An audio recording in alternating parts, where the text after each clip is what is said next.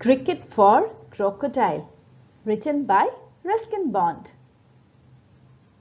Ruskin Bond is an Indian author of British descent and he wrote many books including children books. So Cricket for Crocodile is one of his books.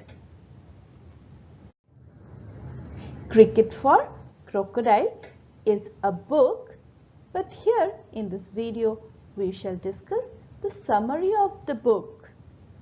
The story is about a group of village and town boys who share a common love for the game of cricket. They play together on the river bank. The river has a long-time resident, Nakku, who is a crocodile, and he regularly watched the children play cricket. Ranji met his friends and teammates in the park. The grass was still wet with dew, the sun only just rising behind the distant hills. So Ranji, he met his teammates and friends. Teammate means the member of the same team. And it was early morning because the sun was just rising behind the far away hills. Distance means far away. The park was full of flower beds and swings and slides for smaller children. The boys would have to play on the river bank against their rivals, the village boys. So the park was near the river bank. And Ranji and his teammates, rivals, were village boys. Rivals means a person who is competing for the same object or goal. In a cricket team, there are two teams and both teams are rivals because they play against each other. Ranji did not have a full team that morning, but he was looking for a friendly match. That day, Ranji's team was not complete, but he was looking for a friendly match. Friendly match means the game that has no competitive value. Maybe they were practicing because that day that was not a final match. The final match would be held the following Sunday. So they were just practicing. So they were looking for a friendly match. The village team was quite good because the boys lived near each other. So village team was very good. The boys, they lived near each other and they got chance to practice daily.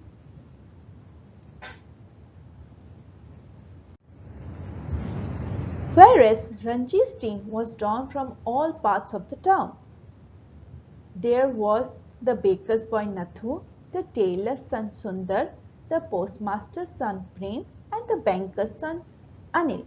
So Ranji's team, they were from town, and the team consists of children from different parts of the town. So they didn't live near each other. Sometimes their fathers also turned up for the game. Turned up means to arrive. So sometimes their father also joined their team. The fathers weren't very good, but you couldn't tell them that. After all, they had to provide bats and balls and pocket money.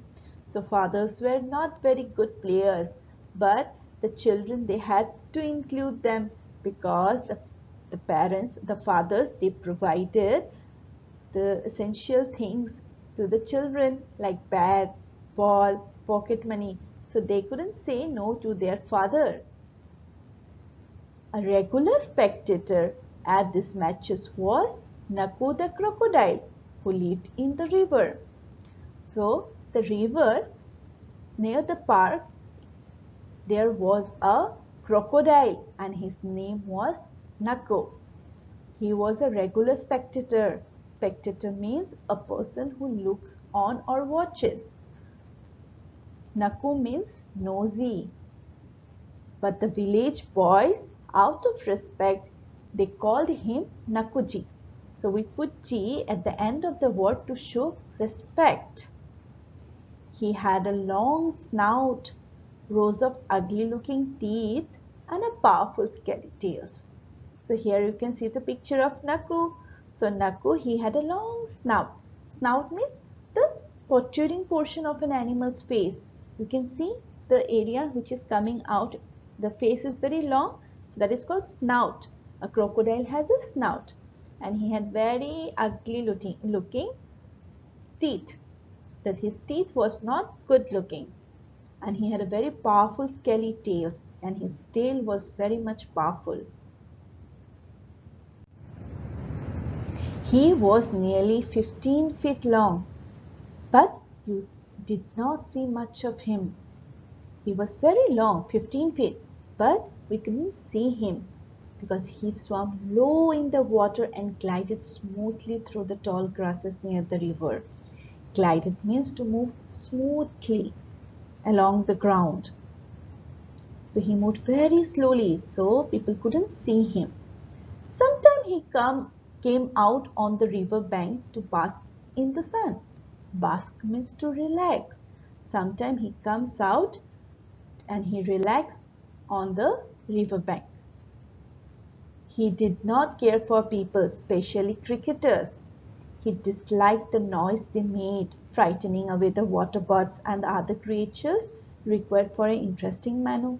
So Naku didn't like the boys playing there because they made lots of noise, and the noise it frightens away the birds and other creatures.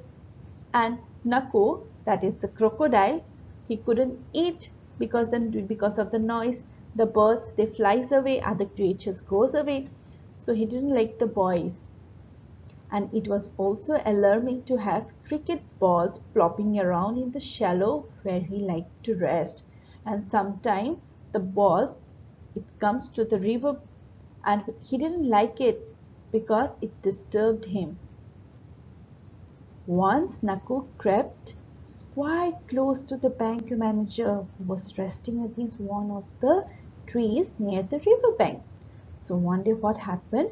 The bank manager, he was resting against one of the trees near the river bank, and Naku saw that, and he crept quietly. Crept means to creep, to move slowly and closely along the ground. So he crept, and he thought that he will eat the bank manager. Bank manager was a portly gentleman. Portly means fat. Okay, and Naku was means he thought that he will get a good meal that day. Just then a party of villagers had come along, beating drums for a marriage party.